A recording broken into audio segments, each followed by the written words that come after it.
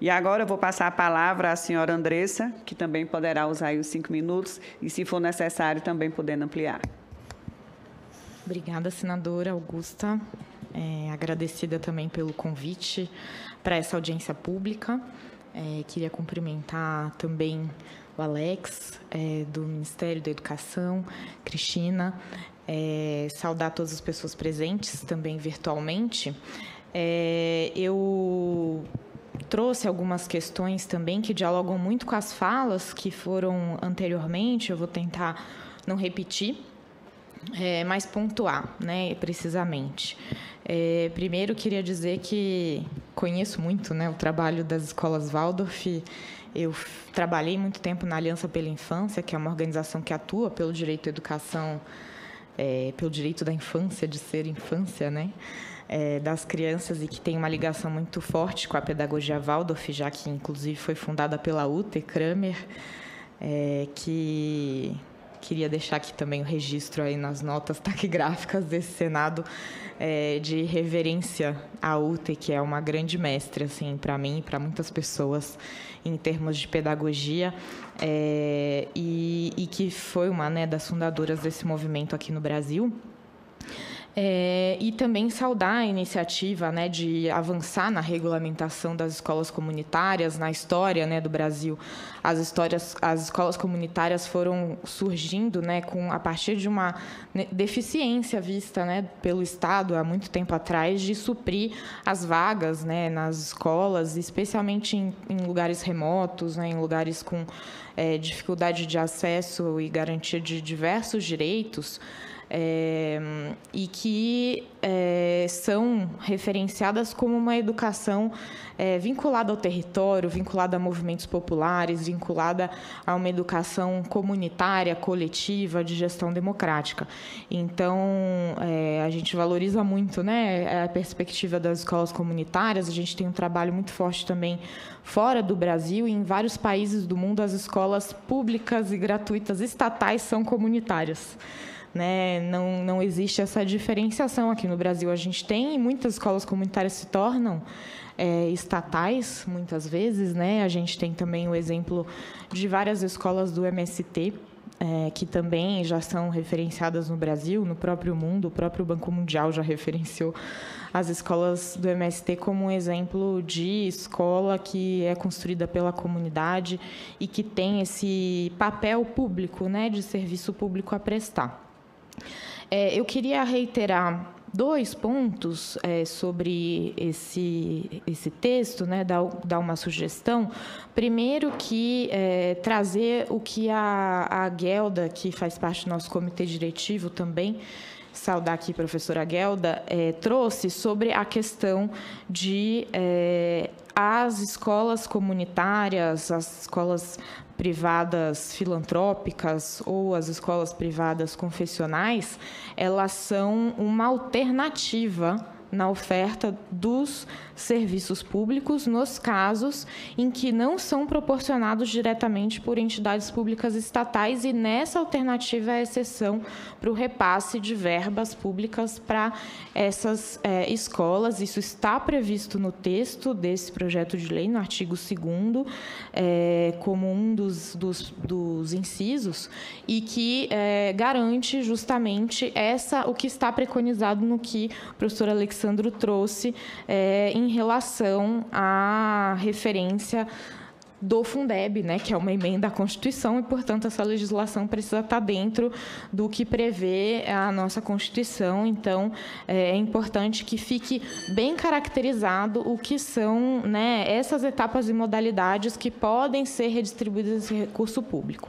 O ponto 2 é que essa definição e implementação, né, de uma política de atendimento, ela tem que buscar uma transição entre o desordenamento existente para o estabelecimento de uma política que garanta o cumprimento de critérios de qualidade, né, tendo uma presença regulatória do poder público, buscando essa transição permanente, qualificada, da rede comunitárias para o sistema estatal, né, quando ela está substituindo, entre aspas, o lugar do Estado, né? E aí a gente precisa entender historicamente a precariedade de várias instituições comunitárias, né? Em termos de recursos, de precariedade de instalação, baixa qualificação profissional, baixa existência de projetos políticos pedagógicos, né? Uma rotatividade muito grande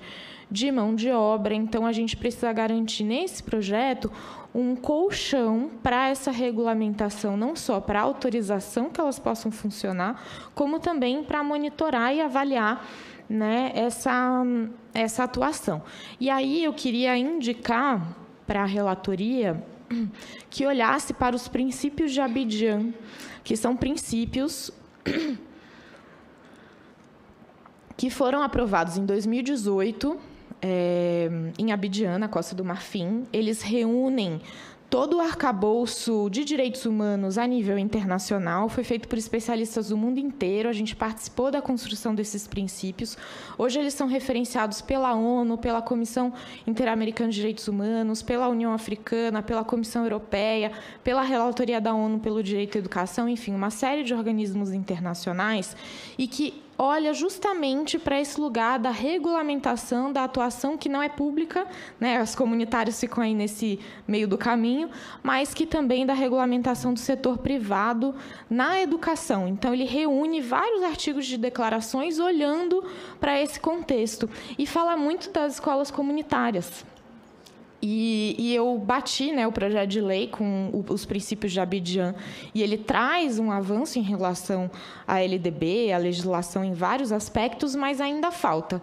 Então, se a gente for, de fato, fazer um projeto, né, com fôlego, eu acho que vale a pena a comissão, a relatoria, se debruçar sobre isso e olhar para os princípios de Abidjan. A gente traduziu para o português, então está à disposição.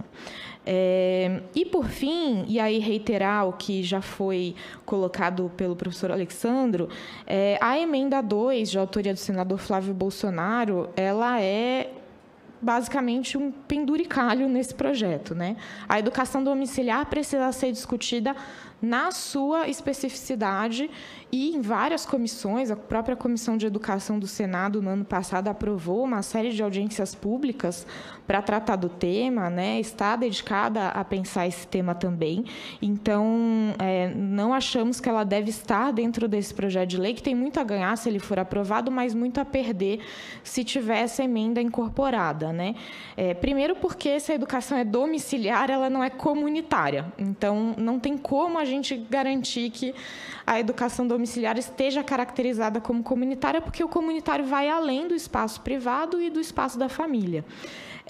Além disso, a educação em instituições comunitárias é tida pelo arcabouço legal como uma educação formal para a garantia da educação plena, integral, dos seres humanos, né, em harmonia com questões da comunidade, produzindo mais sociabilidade, né? Então, uma educação cidadã, uma educação democrática que não acontece se ela só estiver restrita ao ambiente familiar, porque é preciso o acesso às diversidades, às questões do território, a questões que vão além do âmbito familiar, que é um dos milhares de argumentos que a gente já deu nas comissões na Câmara, nas comissões do Senado, que já debateram a educação domiciliar. E, por fim, a educação, né, acho que uma das melhores definições de educação é a apropriação de cultura. E a cultura que existe são várias, né? São várias culturas que a gente pode produzir e ressignificar dentro da sociedade, e isso não acontece só no ambiente familiar. Então, a própria educação domiciliar é contrária à síntese do que é a educação, que é a apropriação de cultura. Então, a gente defende que isso precisa estar discutido na Comissão de Educação. Inclusive, esse projeto de lei já passou pela Comissão de Educação e não cabe à CCJ, né, enquanto uma comissão que não vai discutir esse mérito específico sobre a educação domiciliar, aprovar esse tipo de emenda. Deveria ter sido discutida na Comissão de Educação. Então, a gente se coloca contra essa emenda e em apoio de mais de 400 trocentas organizações da sociedade civil que já se colocaram contra a educação domiciliar como um todo. Então, era um pouco isso, né, pontuar essa questão e sugerir que seja aprofundado esse projeto de lei, que tem um fôlego aí para que a gente possa regulamentar melhor essa atuação para garantir qualidade em todas as instituições de ensino, seja elas públicas, estatais ou comunitárias. Obrigada.